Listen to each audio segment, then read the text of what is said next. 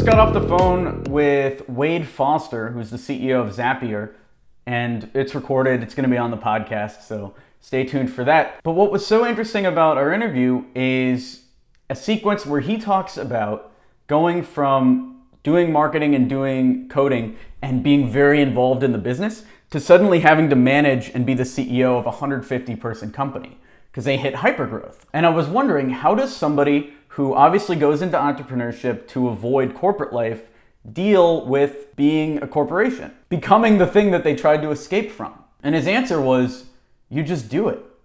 Trial and error, jumping in and getting it done. I'm sure at first he wasn't the best CEO. He seems like a pretty introverted guy. He learned how to do it. And that's why I wanted to talk about trial and error as a learning technique. There are hundreds of courses, probably thousands of courses on sales. Even this channel, we're about to break 600 videos. Half of them are about cold emailing and sales and that sort of stuff. So if you wanted to sit there and learn as much as possible, you could. You could learn for years, decades even, and not do a thing. When I was back in college thinking about starting a business, I went through so many courses, a bunch of AppSumo courses. I went through running lean. I read all of these books. Sure, it established a little bit of a base, but as soon as I moved to New York and actually started working in startups, everything that I had learned was irrelevant. It didn't matter how much information I read before jumping in, I still had to start from scratch.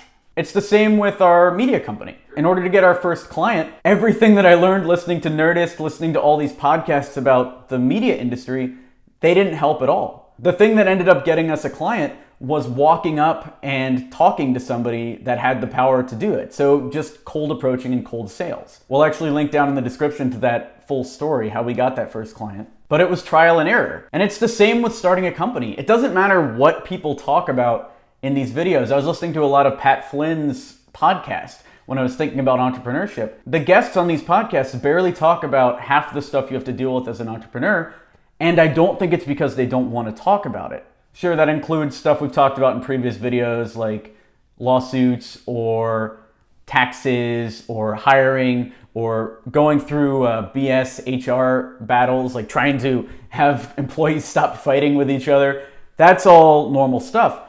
But the reason why I think it's not covered is because it's so different for each entrepreneur as well. And you'll see it pretty often. The best people will tell stories from their life to help show a point. And you can learn a lot from those biographies. You can learn a lot from those stories. But the easiest way to learn something is just to do it. You can watch a million cold email teardown videos, but unless you go and actually send an email out and see how people respond, you're not going to get anywhere. You can read every sales book imaginable, but if you're not talking to clients and trying out those techniques, you're not going to sell a single thing. You're watching this video right now, meaning you're on YouTube instead of working.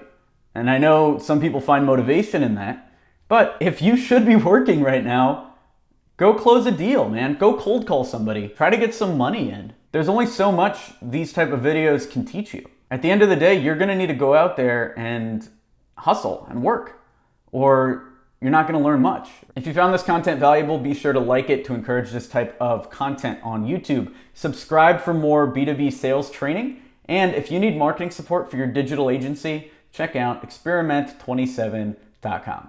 Thanks.